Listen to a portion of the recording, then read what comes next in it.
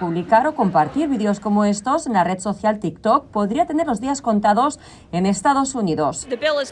La clave la tiene el Senado, que debe votar una legislación de la Cámara Baja que prohibiría la popular aplicación si su propietario chino, ByteDance, no vende su participación en el plazo de un año, y que podría afectar a 170 millones de personas que, según la empresa, actualmente usan la aplicación en Estados Unidos. TikTok es una amenaza para nuestra seguridad nacional porque es propiedad de ByteDance, que cumple las órdenes del Partido Comunista Chino. Lo sabemos porque el liderazgo de ByteDance lo dice y porque la ley china así lo exige. Por su parte, las autoridades chinas replican que se trata de un ataque a la libertad de expresión por parte de Estados Unidos. Es verdaderamente irónico que los propios Estados Unidos, un país que se enorgullece de su libertad de expresión y afirma ser una economía de libre mercado, utilice el poder estatal para reprimir a una empresa específica. La compleja operación para que TikTok siga vigente en Estados Unidos involucraría a las mismas autoridades del Partido Comunista Chino, que deberían aprobar la venta de la participación de la empresa ByteDance.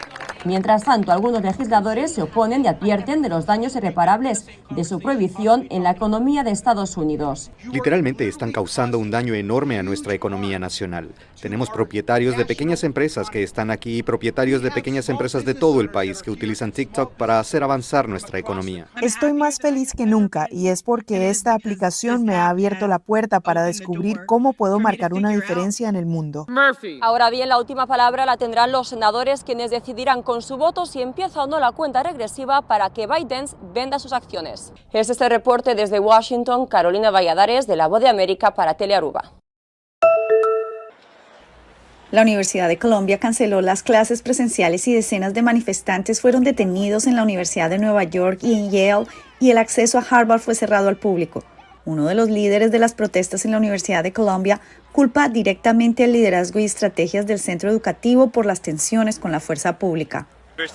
La universidad nos llevó a esta situación, lamentablemente trayendo a la policía aquí. Eso era lo último que querían los estudiantes.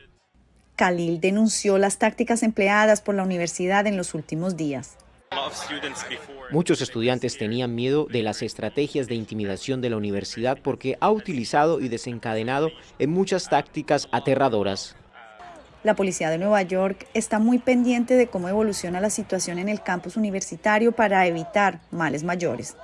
Siempre vamos a proteger los derechos de la primera enmienda, pero en la medida en que haya una conducta criminal que no esté protegida, vamos a tomar medidas y nuestros oficiales lo tienen muy claro. Por su parte, el presidente Joe Biden censuró lo que está ocurriendo. Condeno las protestas antisemitas, por eso he creado un programa para abordarlas. También condeno a aquellos que no entienden lo que está pasando con los palestinos. Miembros de la comunidad de judíos en Nueva York sienten estas manifestaciones como un ataque directo a Israel. Quieren destruir y atacar Israel. Técnicamente tienen libertad de expresión, pero no creo que en un campus universitario privado puedan pedir que se mate y ataque a judíos.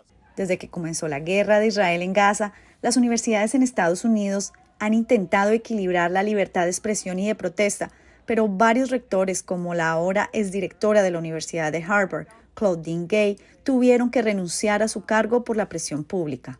Desde Nueva York, Ángela González, de La Voz de América para Telearuba.